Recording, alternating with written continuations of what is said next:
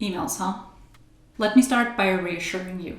First of all, this is entirely fixable. However deep the hole you need to crawl out from is. I had the same problem. I had thousands of emails across multiple inboxes, and I didn't even know how to approach what just seems to be a disaster. I did eventually manage to get my way out of there, and now I'm managing my emails with relatively little effort or problems. Secondly, this is relatively common. You are not the only one who did not get the memo. This is one of these things that's never actually really taught to us and that everyone just kind of expects us to pick up. And some people do, but by far not everyone. But by the time you realize you maybe should have managed your emails differently, you already have a huge backlogs of emails. And at that point, you don't know what to do or how to approach this. I know this.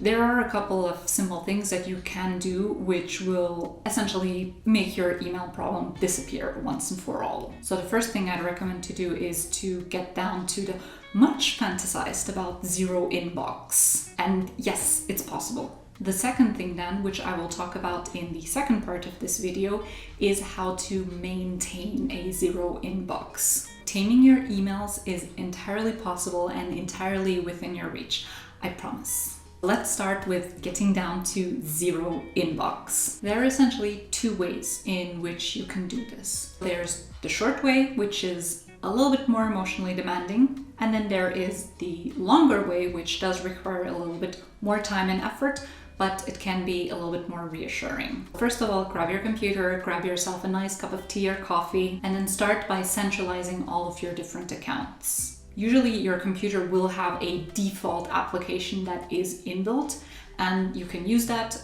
Of course, you can also use something else if you prefer. So in the short method, except for very recent emails, I recommend just selecting all of your emails and then archiving them. Essentially, you just want to flag some very recent emails that you still need to respond to, and possibly a couple of less recent emails that you really do need to respond to. Those are usually the ones we feel really guilty about, but really try to keep those to an absolute minimum. Please don't go through emails one by one.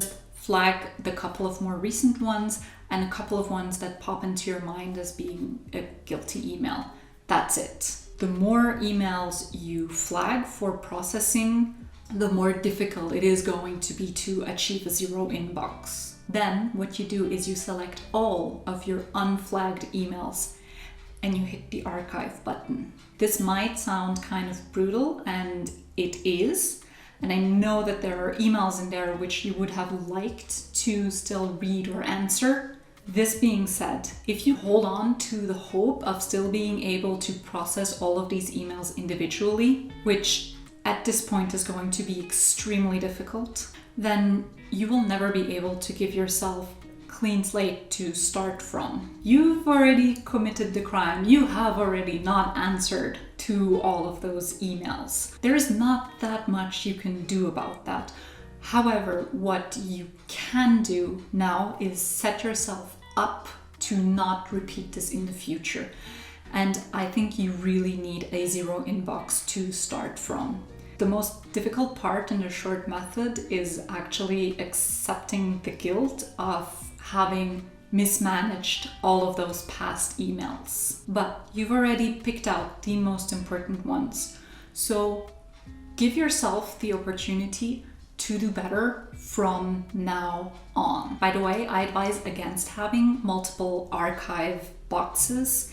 If you need to look for an email, usually a quick search in a toolbar will enable you to find it very quickly. It's just going to be a lot more work to archive them into different boxes, and you're not going to get that much value out of it. Once you have archived all of the unflagged emails, do go back to the emails that you did flag and try to answer those. Try to just get them out of the way, answer as shortly, quickly as possible. And if you find that it's not really worth answering to a particular email, just archive it and archive everything that you have processed. So the short method is really something you can do in minutes or hours maximum.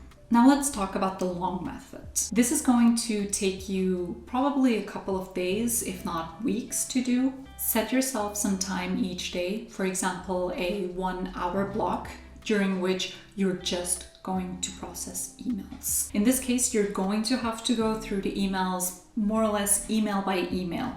However, there are a couple of tricks which can enable you to go a lot faster. Every time you see a certain type of email, such as a subscription email, and you know that all of the emails from this sender or with this keyword you want to have archived, then in your search bar, just write the name of the keyword, and then you just take all of the emails that show and archive those. Something else you can do is try to write really short and concise replies. Finally, try to process or respond only the emails which are really, really, really worth it. The more you try to process, the more difficult it will be for you to get to 0 inbox, because this is just going to take you so much time. I really recommend trying to go with the shortest version possible and to try putting as little effort as possible into actually processing the emails rather than just archiving them. I know it doesn't feel good because as long as you haven't actually archived the email, we still feel like we may be able to do something about this, but we should have just done it back then. We have already not responded to that email. And one of the best things we can do for the people we didn't respond to is to give ourselves a chance to set up a system in which in the future we will be able to respond to them in a timely fashion. So there you go. This should help you achieve 0 inbox relatively quickly. I personally started with what was essentially the long method, but if I had to do it again today, I would just go for the short method. The long method tends to take much, much, much more time and effort than we think it will. Time and effort which honestly could have been used for something else. However, getting down to 0 inbox on its own is not sufficient to be on top of your emails. If you just continue the way you did up until then with emails, within a couple of weeks or months, you're probably going to end up in a situation which is quite close to the one you are starting with. What you need is to set yourself up a couple of rules which will help you deal quickly with the incoming email and also reduce the number of emails that are going to come into your inbox and that you do have to process. And for this, I invite you to go over to the second part of this video, which is going to be about how to maintain 0 inbox. I wish you all the best and thank you for being here, and see you in the next video, hopefully. Bye!